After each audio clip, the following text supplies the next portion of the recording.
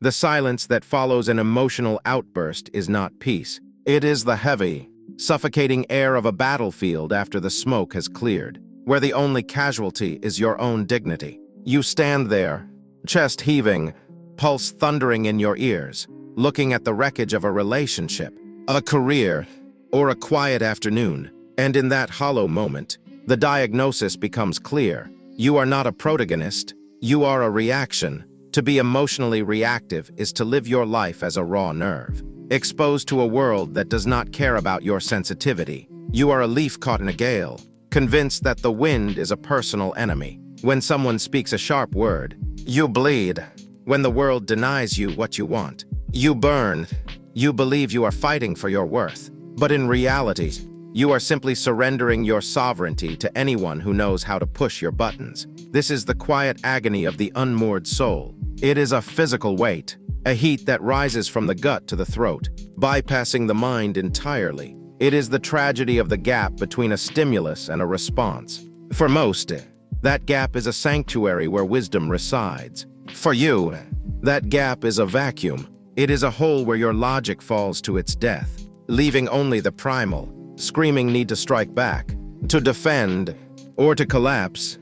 You tell yourself that you are just passionate or authentic. You wrap your volatility in the flag of honesty. But deep down, in the cold hours of the night, you know the truth. This isn't authenticity. It is a lack of architecture. You are a house built without a foundation, shaking every time a truck drives past. You are exhausted. You are tired of being the victim of your own chemistry, tired of apologizing for things you said when your pulse was over 100. The world is a chaotic theater of cruelty and indifference. It will provide you with 1,000 reasons to lose your mind every single day. If your internal peace depends on the external world behaving itself, you are doomed to a life of perpetual servitude. You have become a slave to the moods of strangers, the delays of traffic, and the ghosts of your past. You are waiting for the world to stop being loud so you can finally be quiet. But the diagnosis is grimmer than that. You aren't just reacting to the world. You are waiting for it to save you from yourself.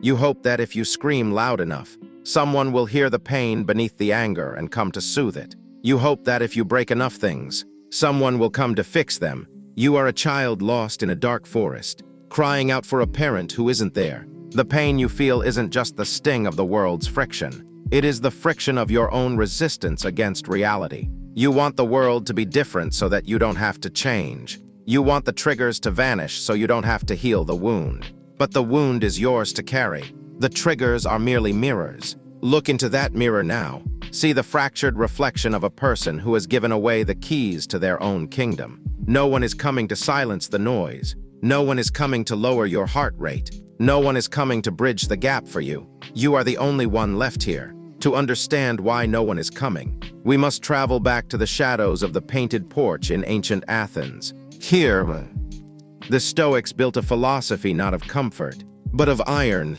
They looked at the same chaos we face today: war, plague, betrayal, and death. And they came to a conclusion that sounds like a death sentence to the modern ego. Your feelings are not your friends. They are not your guides. They are information. In the Stoic mind, the world is a relentless machine. It does not pause for your grief. It does not pivot for your anxiety. The universe is indifferent to your survival. This is the foundation of the no one is coming realization. If the cosmos is indifferent, then waiting for a cosmic rescue is a form of slow-motion suicide. The Stoics called our initial emotional reactions fantasiae impressions. When you feel a surge of panic or the hot sting of anger, the Stoic doesn't say, "I am angry." They say, "I am having an impression of anger." This distinction is the difference between a slave and a master.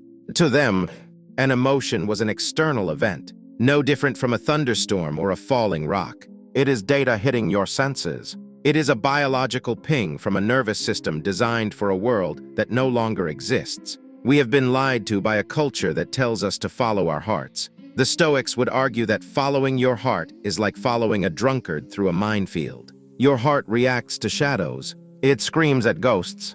If you wait until you feel ready to change your life, you will die waiting. The feeling of readiness is a luxury the universe rarely grants. Think of your mind as a fortress. Outside the walls, the weather rages. There is fire. There is ice.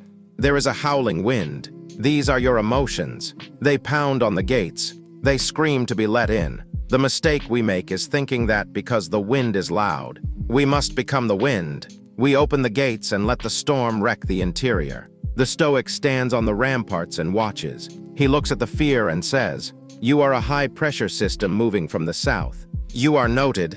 He looks at the despair and says, "You are a drop in temperature. You are recorded." He does not invite them to tea. He does not let them sit on the throne. He treats them as external data points to be analyzed, not internal commands to be followed. This is the dark beauty of the philosophy. It strips away the hope of a savior. If your emotions are just weather, then no one can save you from the rain except you. No one is coming to turn off the storm. No one is coming to warm the air. You must learn to walk through the freezing cold without shivering. When you realize that your internal state is not a reflection of reality, but a reaction to it, the chains break. You stop being a victim of your biology. You stop being a puppet of your dopamine and cortisol. You realize that the hero you were waiting for is simply the version of you that stopped listening to the noise. The history of Stoicism is the history of men and women who realized that the only rescue boat in the ocean is the one they build with their own hands. Out of the wreckage of their own fears, the silence of the gods is freedom. The world is a predator. It feeds on your reaction. If you give it fire, it burns you. If you give it water, it drowns you. To survive, you must become stone. This is the gray rock. It is the art of becoming invisible while standing in plain sight. It is the cure.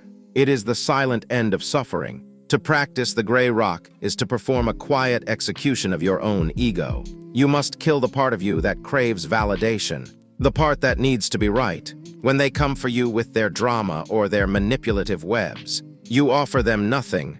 No anger, no joy, no spark. Just the cold, dark silent void. Look at a pebble on a path. It does not argue with the boot that steps on it. It does not scream at the rain. It simply exists. This is your new blueprint. When the storm of another person's dysfunction breaks over your head, you do not seek shelter. You become the mountain that the wind cannot move. You are present, but you are unreachable. You are finally truly untouchable. Practicality is your weapon. When they speak, answer in monosyllables. Yes, no, I don't know. Give them the conversational equivalent of a blank wall. Do not explain yourself. Explanations are a gift of intimacy, and these people have forfeited the right to your inner world. If you explain, you provide them with the handles they need to pull you back into the mud. Do not give them those sharp handles. Avoid eye contact where possible, but do not look away in fear. Look through them. See them not as a threat, but as a flickering screen displaying a movie you have already seen 1,000 times. The plot is tired. The ending is predictable. Why would you waste your limited heartbeat reacting to a rerun? You are the observer, never the participant. You are the only stillness in the noise. This is not about being cold. It is about being contained. You are a vessel of immense value, and you have been leaking your power into the hands of those who wish to see you empty. The gray rock is the seal. It is the realization that your silence is more deafening than any shout. It is the ultimate act of self-sovereignty in this broken world of total human chaos. You will feel the urge to react. It will itch under your skin like a fever. Your lizard brain will scream at you to defend your honor. Ignore it. Honor is not found in the dirt of a petty argument. Honor is found in the stillness of the man who cannot be provoked. Every time you refuse to engage, you take a brick back from every one of their walls. Remember the core truth. No one is coming to save you from this cycle. There is no hero who will descend from the clouds to silence your critics or calm your enemies. You are the hero, and your superpower is your indifference. If they cannot get a reaction, they cannot control you. If they cannot control you, they eventually go looking for much easier prey. This is your only power. This is the cure. It is a lonely path, but it is the only path out of the theater of the absurd. Become the gray rock. Become the silence. Become the one who survived because they chose not to fight a ghost. Your peace is the prize. Guard it with the cold, unyielding strength of ancient, weathered and broken stone.